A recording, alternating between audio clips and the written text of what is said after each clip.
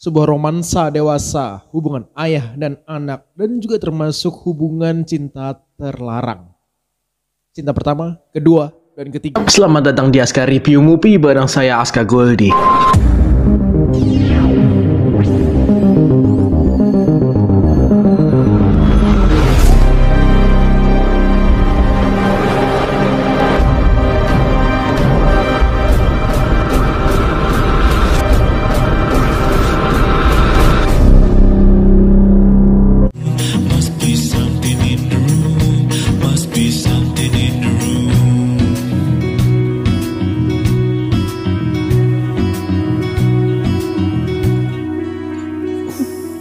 Kisah tentang Raja dan Asia yang menjadi generasi sandwich mengurus kedua orang tua tunggal mereka masing-masing. Raja dan Asia lantas jatuh cinta dan menjalani complicated relationship. Secara ortu mereka masing-masing punya ada ketertarikan satu sama lain dan hubungan itu pun end up dengan menikahnya orang tua mereka. Ibaratnya masa sih kamu pacaran sama kakakmu sendiri? Ya kira-kira begitulah awkward dan segala kontroversi romansa yang diceritakan di film ini. Mempertanyakan mana yang lebih penting, cinta pada pasangan atau keluarga dulu.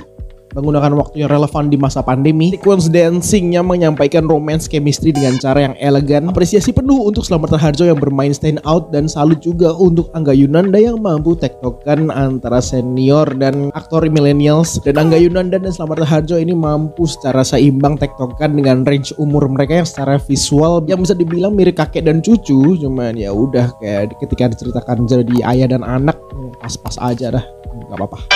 Dengan romance dewasa antara Slamet Raharjo dan Ira Wibowo, jujur rasanya ya emang oke sebagai peran, sebagai karakter, tapi secara visual ketika mereka melakukan adegan chemistry ada rasa-rasa nggak nyaman gitu. Entah kenapa kayak kerasa nggak saling mencintai aja gitu.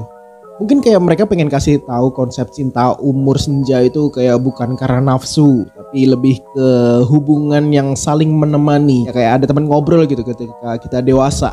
Putri Marino gak ngerti lagi kenapa bisa actingnya senatural itu, kenapa bisa kita melihat dia tuh bukan ibu-ibu pada umumnya, dia tuh masih anak umur 23 tahun yang latihan dance yang energinya energi perawan.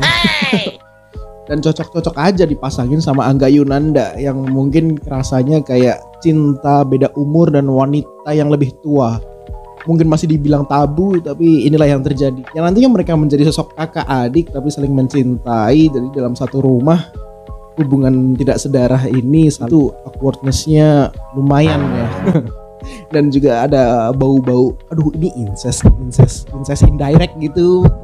Emang gak se-eksplisit kakak adik kandung ya, cuman adegan kissing, lalu kakak tiri yang mandi, dan ada bumbu sedikit nafsu. Kenapa ada rasa-rasa gak nyaman, balik lagi ke rasa gak nyaman ini muncul lagi. Dilema yang terjadi ketika Ernest melakukan teka-tekikanya yang explore dan melakukan gebrakan baru.